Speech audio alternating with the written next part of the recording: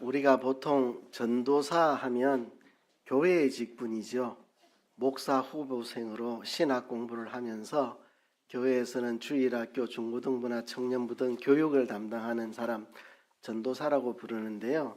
이 전도사라는 말이 일반 명사처럼 이렇게 쓰이기도 합니다.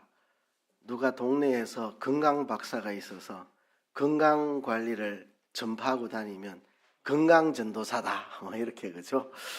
누가 보험을 이렇게 좋은 보험을 찾아 소개해 주는 사람이 있으면 보험 전도사다 이렇게 그죠? 뭔가 남에게 홍보하고 알리고 전하고 가르치는 이런 일을 하면 그냥 전도사다 이렇게 말합니다. 이렇게 교회 용어가 일반 용어로 굳어진 용어들이 들어 있습니다. 메시아 하면 기독교 용어죠. 완전히 성경에 나오는 기독교 용어인데 히브리어입니다. 구약 성경이 히브리어로 기록됐는데 메시아, 기름 부음을 받은 자다 그런 뜻입니다. 이 메시아라는 말을 신약 성경인 헬라어로 바꾸면 그리스도가 됩니다. 헬라어 그대로 읽으면 크리스토스인데 우리 한국어로는 그리스도라 번역했고 영어로는 크라이스트 그렇게 번역했고 중국에서는 지두 이렇게 합니다. 그리스도를 중국에는 지두. 근데 이 지두를 한국식으로 발음하면 기독 이렇게 돼요. 기독. 그래서 우리가 기독교 하는 것은 그리스도교를 말합니다. 이 그리스도를 중국어로 지두라 부르고 한국 발음으로 하면 기독이 되기 때문에 기독교. 이건 음차입니다. 음차. 그러니까 소리만 따라낸 거죠. 이 기독이라는 한자의 그 한자의 뜻은 아무 관계가 없고 크리스토스라고 하는 헬라어 기름 부음 받은 자라는 말을 발음만 그냥 똑같이 한국에서는 그리스도, 미국에서는 크라이스트, 중국에서는 지두, 그 지두를 한국 발음으로 기독. 그래서 우리는 기독교다, 그리스도교다 이렇게 부르는데요. 기름 부음 받은 자, 하나님이 기름 부으신 자, 우리의 영원한 제사장으로, 우리의 영원한 선지자로, 우리의 영원한 왕으로 하나님이 기름 부으신 자 메시아. 그래서 구약 성경에는 메시아가 오신다. 기름 부으신 하나님이 기름 부으신 메시아가 오셔서 우리를 구원하여 줄 것이다. 구약에는 예언되어 있고 많은 사람들이 메시아가 오시기를 정말 손꼽아 기다렸습니다. 그런데 이 메시아라는 말도 일반 용어처럼 세상에서도 메시아라는 말을 많이 사용을 합니다. 일반 안 믿는 사람들도 이 세상 살이가 너무 힘들고 고달프고 속상하고 세상이 불공평하고 답답하고 뭔가 좀 이 세상을 뒤바꿔 줄 구원자가 오면 좋겠다. 이 정치도 다 좀 물갈이하고 경제도 좀 되살리고 뭔가 세상을 새롭게 만들어줄 뭔가 구원자가 이 세상에 필요하다. 그렇게 안 믿는 사람들도 그렇게 느낍니다. 그래서 뭔가 이 땅에 메시아가 나타났으면 좋겠다. 우리나라의 정치, 경제, 사회를 다 새롭게 뒤바꿔줄 그런 메시아가 좀 나타나면 좋겠다. 그런 생각들을 사람들이 많이 합니다. 그래서 사람들이 꿈꾸는 메시아는 영웅적인 메시아입니다. 잘못된 권력자들을 다 몰아내고 모든 걸 다 뒤바꿔 줄 수 있는 영웅적인 메시아를 사람들은 고대하고 소망하고 있습니다. 이 땅을 유토피아로 만들어줄 뭔가 그런 영웅이 나타났으면 좋겠다 생각을 하죠. 우리가 어릴 때 슈퍼맨을 좋아했습니다. 또 배트맨도 사람들이 좋아했습니다. 어릴 때. 왜 슈퍼맨, 배트맨을 좋아합니까?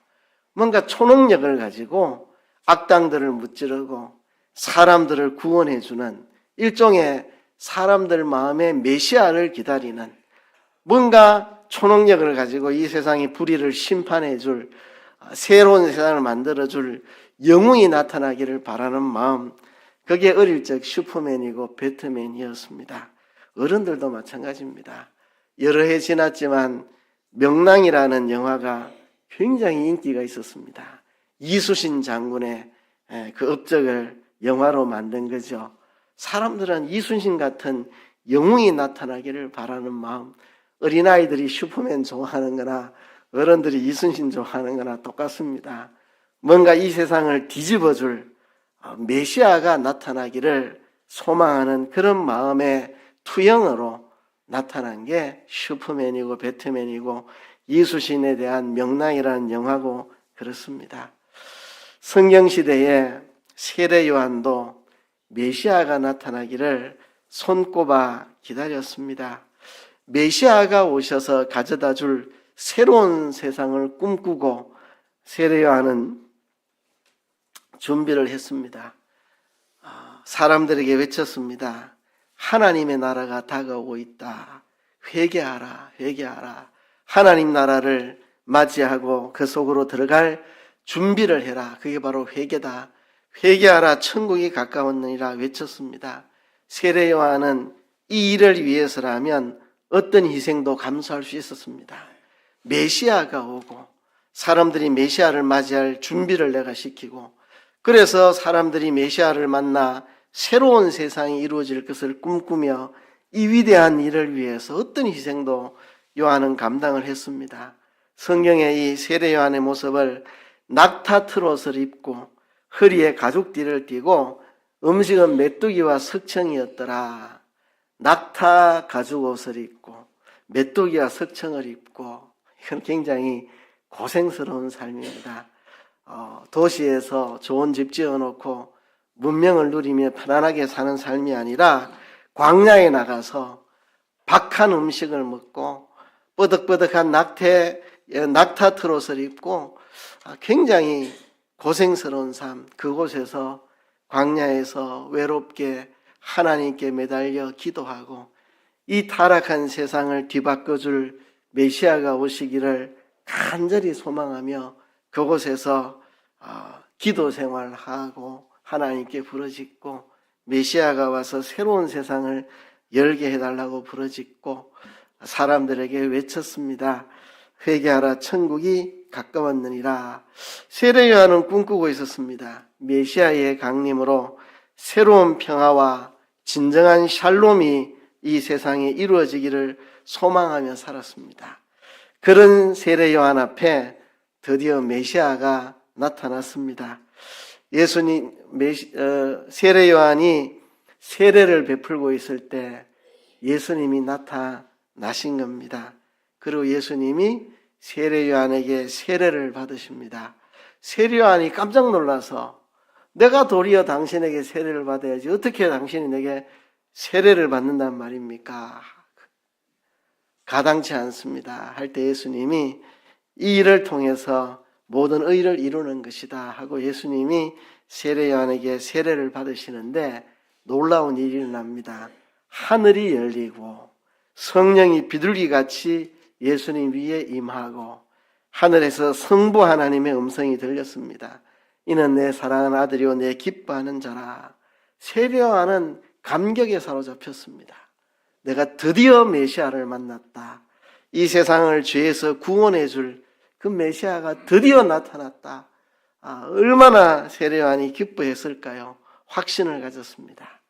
예수님이 세례받을 때 하늘이 열리고 성령이 비둘기처럼 임하고 성부 하나님의 음성이 들리고 성부 하나님이 이는 내 사랑하는 자 내 기뻐하는 자라 했으니 드디어 메시아가 오셨고 이 세상을 새롭게 만들어 주실 것이다. 확신을 가졌습니다. 그 예수님이 드디어 공생애를 시작하시고 복음 전파를 하기 시작하고 많은 사람들이 예수님을 믿고 예수님께로 몰려들었습니다. 세례 요한은 가슴이 벅찼습니다. 이제 새로운 시대가 열린다. 메시아의 시대가 도래했다. 이제는 새로운 역사가 써진다. 세례 요한은 가슴이 뻥뻥했습니다. 그런데 문제가 발생했습니다. 메시아의 시대가 본격적으로 시작은 되었지만 세상이 달라지지 않는 것입니다. 세상이 변화되지 않습니다. 세상이 그대로 있습니다. 그 당시에 유대 사회가 안고 있는 수많은 문제들이 있는데 대표적인 문제라고 하면 국민들에게 백성들에게 모범이 되어야 할 왕궁의 왕과 왕가의 식구와 귀족들이 윤리적으로 도덕적으로 부패하고 타락하고 백성들에게 모범을 보여주지 못합니다. 아주 문란한 불륜을 저지르고 권력 암투의 극치를 보여주고 왕가와 귀족들이 아주 부패하고 타락해 있었습니다.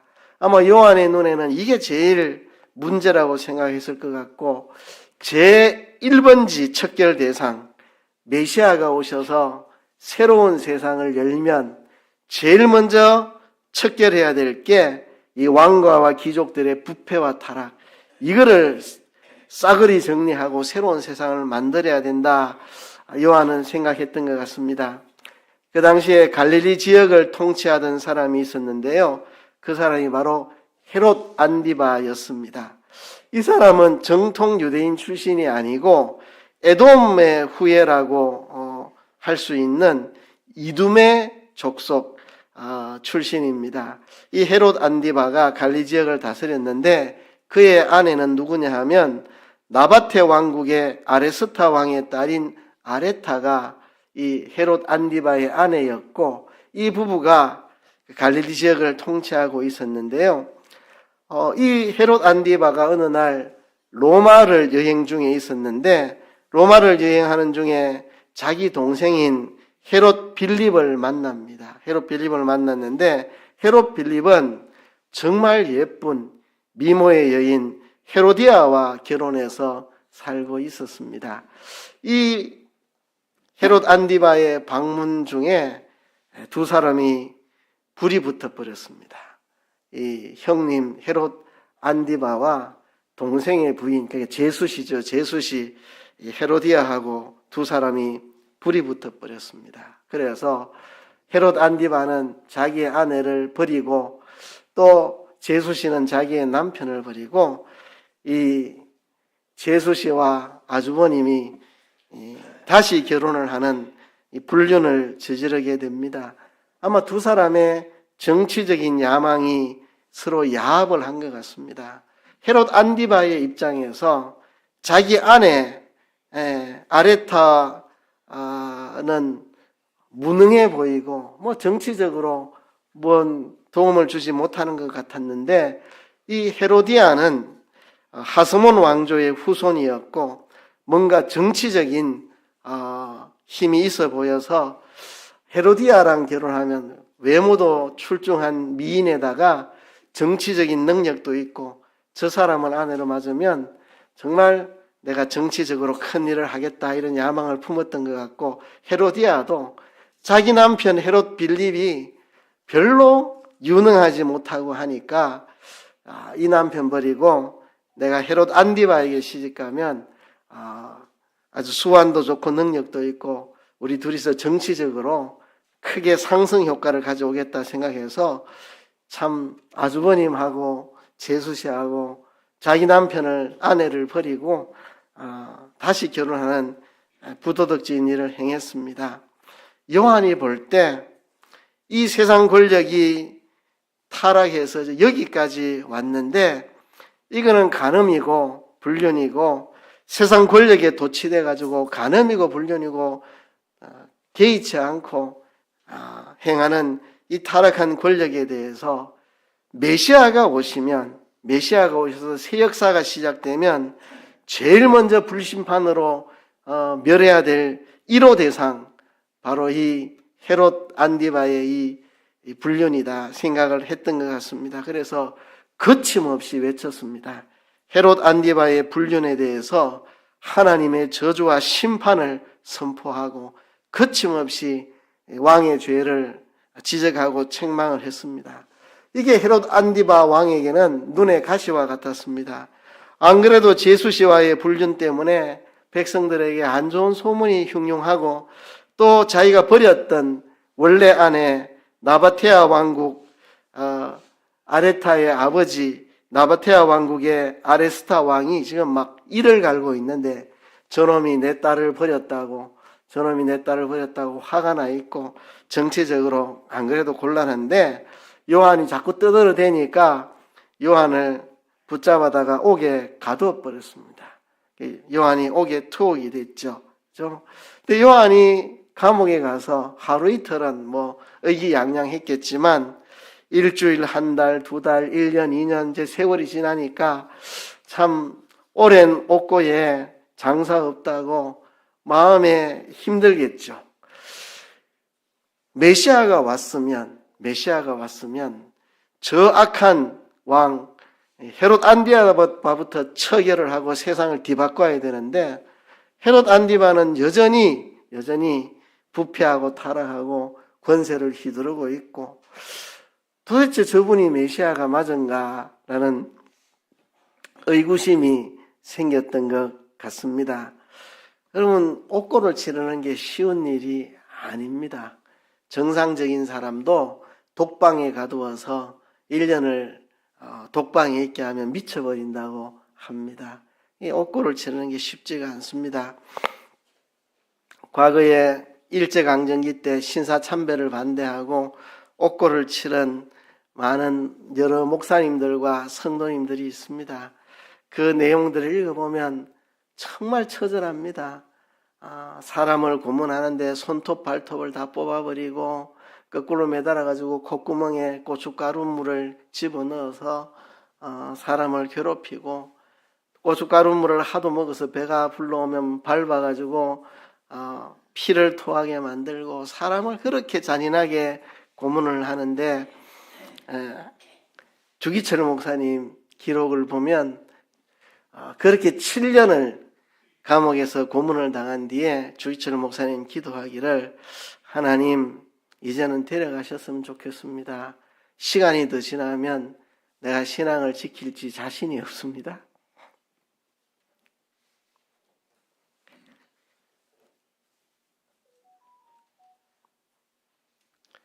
이렇게 오래된 옥고에 주기철 목사님이 힘들어서 고문당하는 것도 하루 이틀이지.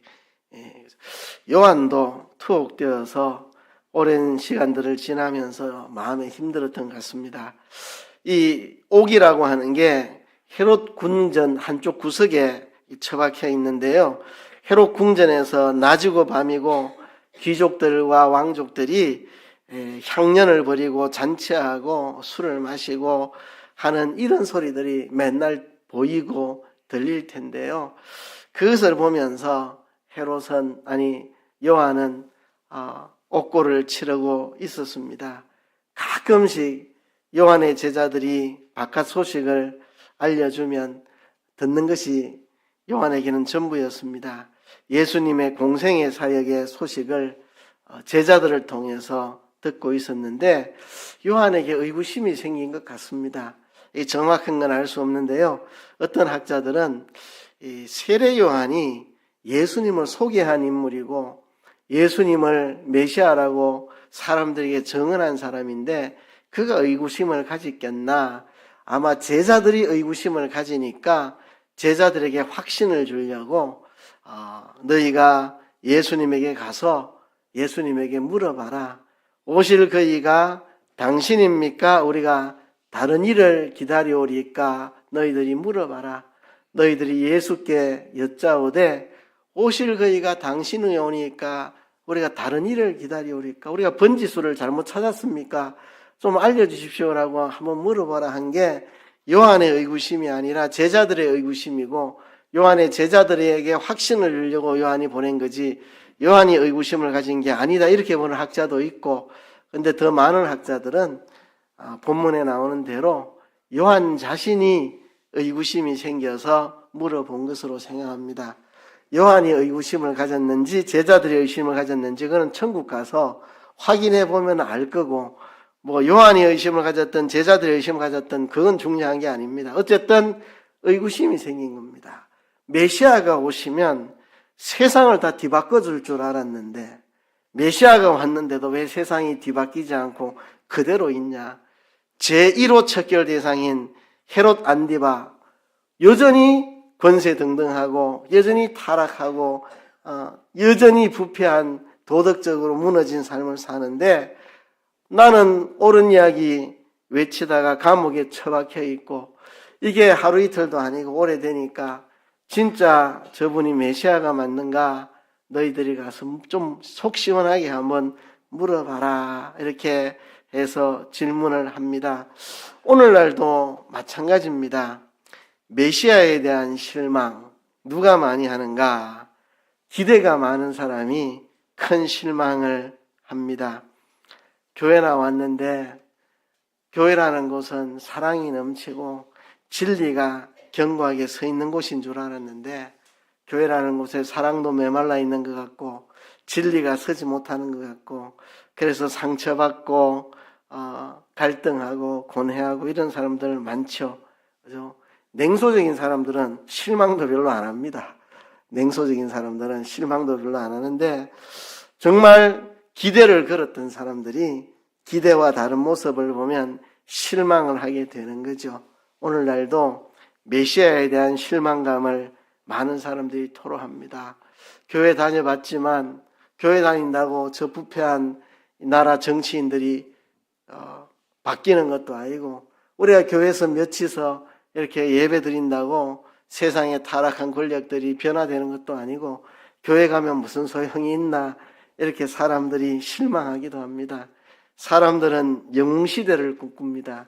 영웅적인 메시아가 나타나서 싸그리 물갈이하고 세상을 뒤바꿔줄 그런 기대를 하고 있는데 그런 일들이 일어나지 않으니 사람들이 교회에 대해서 실망하고 복음에 대해 실망하고 메시아에 대해서 실망하고 그러는 것 아니겠습니까? 그죠? 그런데 이 세례 요한의 제자들을 통한 질문에 대해서 예수님이 이렇게 답을 하십니다. 예수께서 이르시되 너희가 가서 듣고 보는 것을 요한에게 알리되 맹인이 보며 못 걷는 사람이 걸으며 나병 환자가 깨끗함을 받으며 못 듣는 자가 들으며 죽은 자가 살아나며 가난한 자에게 복음이 전파된다 하라. 이게 예수님의 말씀입니다. 이게 예수님의 말씀. 제가 초신자 때 이 대목을 읽으면서 예수님은 꼭 대답을 이렇게 하시노. 묻기를 당신이 메시아가 맞습니까? 안 맞습니까? 우리가 번지수를 잘못 찾았습니까? 다른 데로 가야 되겠습니까? 당신이 맞다고 알고 있으면 되겠습니까? 물으면 내가 맞다 아니다. 경상도말로 기다 아니다. 그것만 말해주면 되지. 맞다 안 맞다 대답은 안 하고 엉뚱하게 너희가 가서 듣고 보는 것을 요한에게 알려줘라. 맹인이 보며 못 걷는 사람이 걸으며 나병 환자가 깨끗함을 받으며 못 듣는 자가 들으며 죽은 자가 살아나며 가난한 자에게 복음이 전파된다 하라. 누구든지 나로 말미암아 실족하지 아니하는 자는 복이 있도다 하시니라. 예수님이 동문서답같이 이렇게 말하시니까 제가 초신자 때 맨날 예수님은 이렇게 벙하게 이런 말을 하시노. 기다 아니다 이것만 말해주면 나도 좀 속이 시원하겠는데 요한도 얼마나 속이 시원하겠습니까? 기다 아니다 이것만 말하면 되지 왜 이렇게 말을 하시나. 예수님이 내가 메시아다 아니다 말을 했으면 요한의 속은 시원했을지 모르지만 오늘 우리들의 속이 시원하지 않을 수가 있습니다. 우리가 여전히 의문 가운데 있을 수가 있습니다. 여러분 오늘날 내가 메시아라고 하는 사람들이 얼마나 많은지 모릅니다. 이단 세미나에 가보면요. 한국에 자기가 메시아라고 주장하는 사람들이 몇 명이라 하든가 하여튼 엄청나게 많습니다. 내가 메시아다 이렇게 주장하는 사람들. 그래서 예수님이 만일 내가 메시아다 이렇게 대답했으면 우리는 혼란스러웠을 수 있습니다. 그러면 이 사람도 자기가 메시아, 저 사람도 자기가 메시아고 누가 메시아지 혼란스러울 수 있습니다. 예수님께서 마태복음에서 말씀하셨습니다. 내가 그리스도다, 내가 그리스도다. 사람들이 미혹할 것이다. 너희는 그 말을 믿지 말아라. 그리스도가 여기 있다 저기 있다 하여도 믿지 말아라. 내가 그리스도라고 말하며 와서 기적을 행하고 놀라운 일들을 일으키고 그렇게 하는 것을 보더라도 거기에 속지 말아라. 내가 그리스도다. 그리스도가 여기 있다 저기 있다.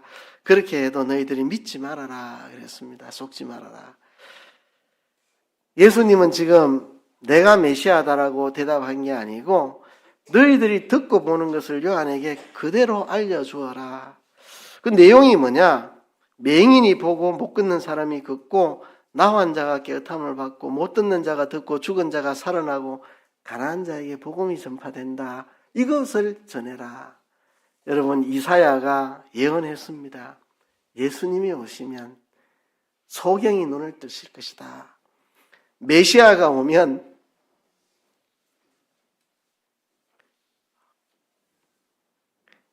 못 듣는 자가 듣게 되고 못 보는 자들이 보게 되고 가난한 자에게 복음이 전파될 것이다. 이사야의 예언이 이루어지고 있다. 그 말은 내가 메시아가 맞다는 이야기죠. 이사야가 메시아가 오면 일어날 일들을 예언한 그대로 지금 이루어지고 있지 않느냐. 그러니 내가 메시아다. 이사야가 메시아가 오면 하리라고 한 일을 내가 그대로 다 하고 있지 않느냐. 누구든지 나로 말미암아 실족하지 않는 자는 복이 있다. 다 영웅적인 메시아를 꿈꾸며 메시아가 오면 로마 정부를 무너뜨리고 우리를 독립하게 만들어 줄 거야.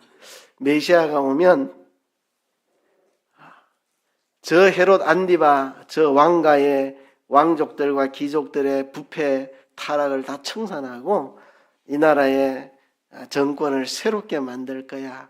다 자기 나름대로 메시아에 대한 희망과 꿈을 가지고 거기에 이루어지기를 꿈꾸는데 그 눈으로 보니까 저분이 메시아인가 막 이렇게 자기들이 꿈꾸는 영웅적인 메시아가 아니니까 그분은 오셔서 이사야가 말한 대로 맹인을 보게 하고 못 걷는 사람을 걷게 하고 나병 환자를 고치고 듣지 못하는 사람에게 들려지게 만들고 가난한 자에게 복음을 전하고 죽은 자를 살리는 예수님은 그런 일을 하시니까 자기 기대대로 안 되니까 사람들이 실망합니다. 그것은 예수님의 잘못이 아니고 의구심을 가진 사람들의 잘못이죠.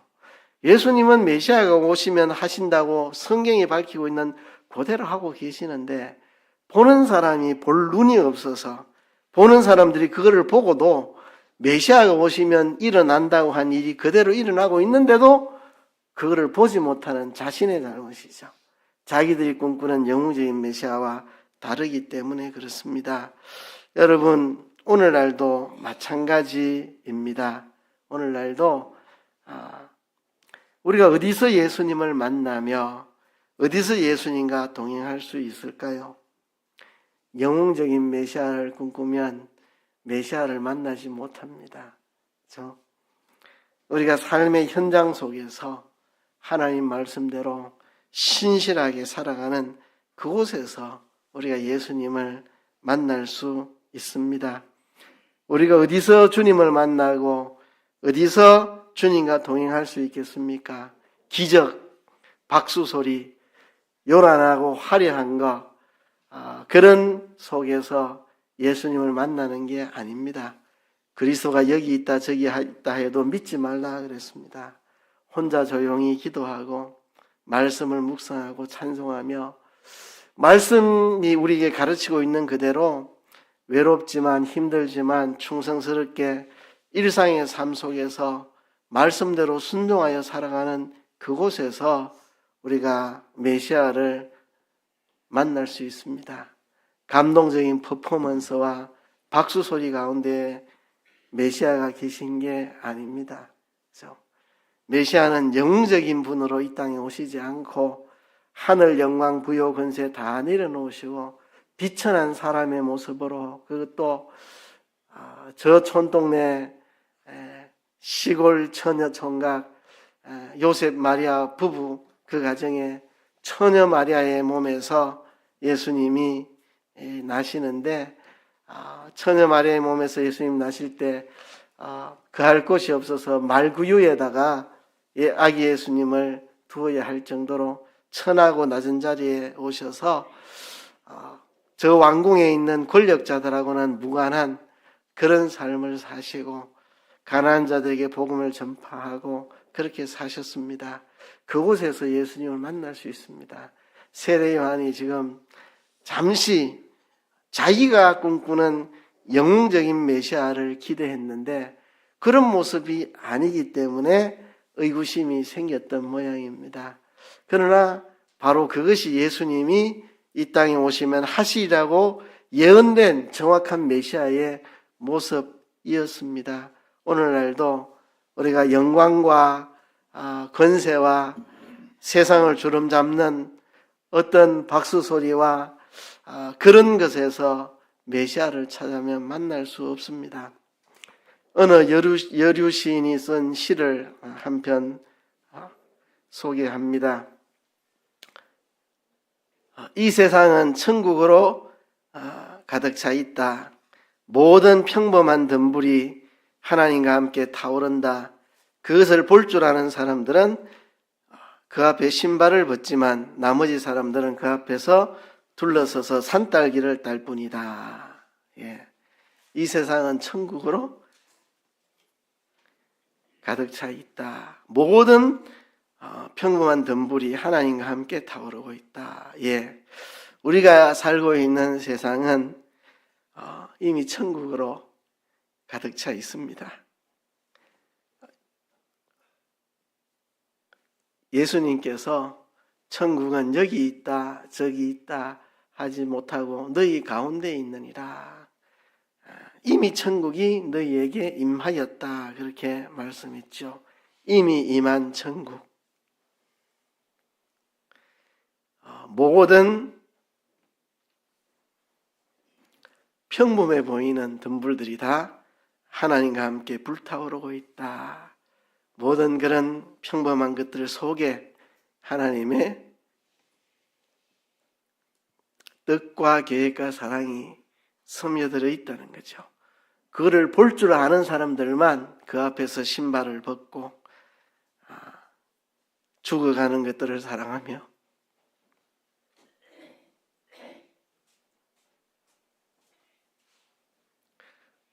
자기도 그렇게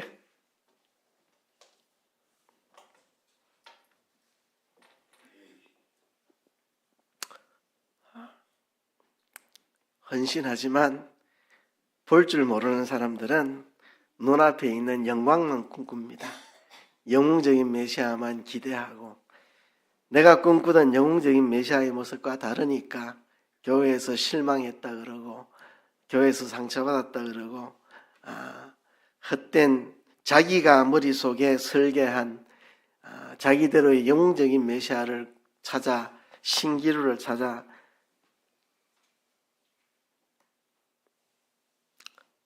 쫓아다니는 거죠. 우리가 일상 속에서 무슨 일을 하든지 그 속에서 하나님의 뜻을 찾고 하나님의 사랑을 실천하고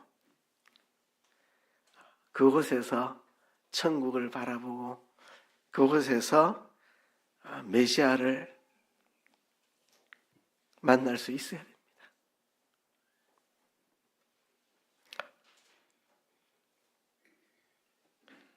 이제 성탄절 다가오고 있고 우리가 기다리고 있는데요. 예수님 시대에도 영웅적인 메시아를 꿈꾸던 사람들은 다 실망했습니다. 가룟 유다 예수님을 3년 따라다니고 배신하여 팔아먹었습니다. 자기가 꿈꾸던 메시아랑 달랐겠죠. 예수님의 제자들, 예수님이 체포되실 때 다 도망갔습니다. 자기들이 꿈꾸던 메시아의 모습하고 달랐으니까.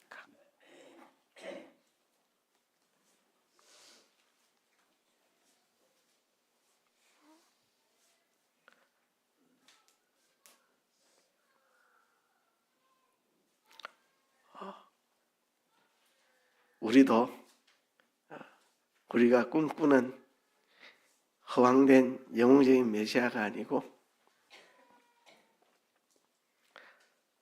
실제로 이 땅에 오신 예수님 모습 그대로 우리 삶 속에서 메시아를 만나고 천국을 경험하고 우리가 천국의 삶을 임마누엘의 삶을 주님과 함께 사는 삶을 살아가는 우리 성탄절을 기다리는 대강절 기간이 되기를 주의 이름으로 축복합니다.